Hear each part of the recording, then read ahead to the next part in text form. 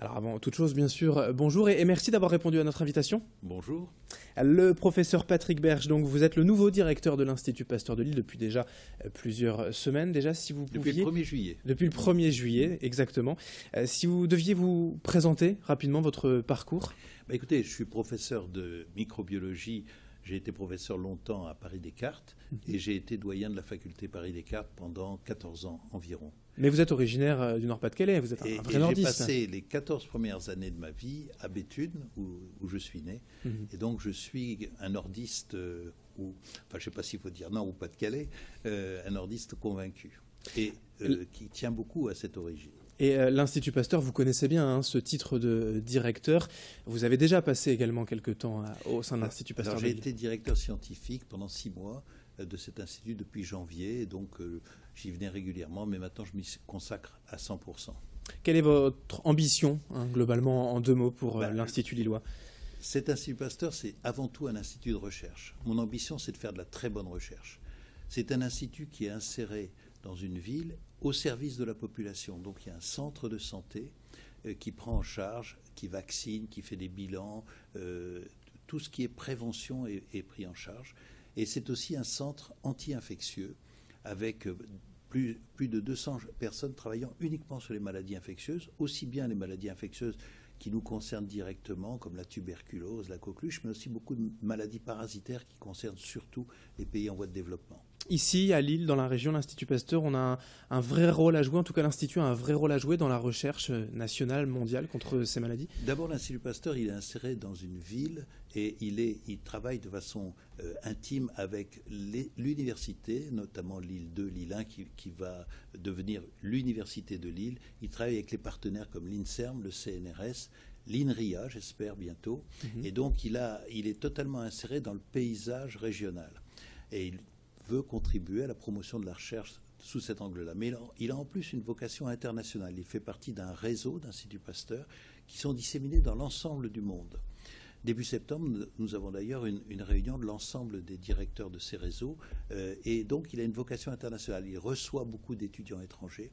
Il forme énormément de chercheurs et il a vocation d'attirer des jeunes chercheurs sur des thématiques, en particulier sur la thématique de la longévité. Les moyens dont vous disposez pour cette ambition, pour la recherche à Lille, sont-ils suffisants? Alors, vous allez peut-être me dire que non, mais en tout cas pour mener à bien des projets. Écoutez, nous sommes un établissement de recherche privé reconnu par le ministère et nous avons une dotation et nous bénéficions aussi de contrats de recherche, de contrats avec de différents organismes de recherche et de dons et legs. Et la population est extrêmement généreuse avec l'Institut Pasteur. Mais au niveau du budget, est-ce qu'on a parlé ces dernières années de quelques difficultés quand même au niveau des finances de l'Institut Pasteur?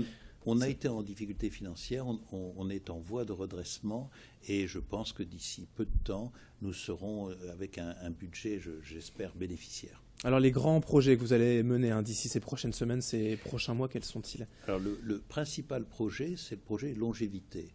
Il part de l'idée, la longévité c'est un problème très important qu'on commence à pressentir, c'est-à-dire que dans très peu de temps, déjà là, on va avoir bientôt 25% de la population qui aura plus de 60 ans. Donc c'est un problème important. Vous savez qu'une petite fille sur 2 qui naît aujourd'hui va être centenaire.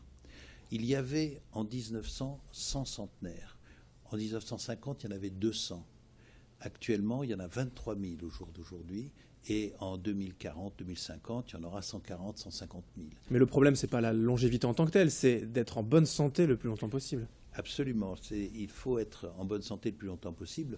On a sur une personne de 50 ans à 36 ans d'espérance de vie, si c'est une femme, mais sur cette espérance de vie en France, il y a 10 ans où elle sera dépendante, elle sera malade, dépendante de médicaments. Donc le but de notre recherche multidisciplinaire qui associe des infectiologues avec des gens qui s'occupent de maladies neurodégénératives, de cardiovasculaires, du cancer. Le but, c'est de restreindre le plus possible cette période. Par exemple, si vous détectez précocement un diabète avant qu'il s'exprime, vous allez éviter toute une série d'accidents, y compris des accidents cardiovasculaires qui vont être handicapants à la fin de la vie.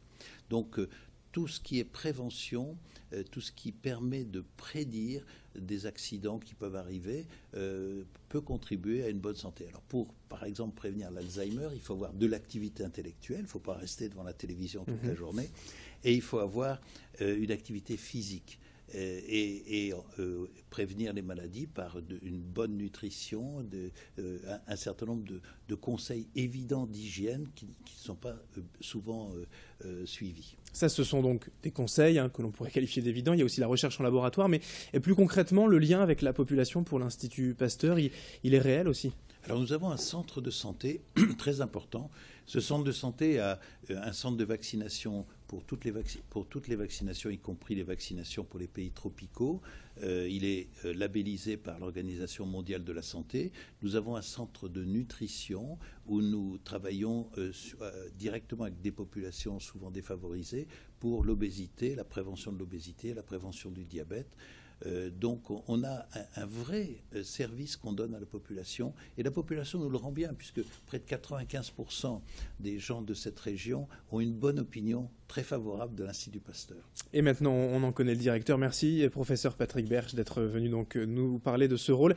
Vous êtes le nouveau directeur de l'Institut Pasteur de Lille. Merci d'avoir été avec nous. Merci.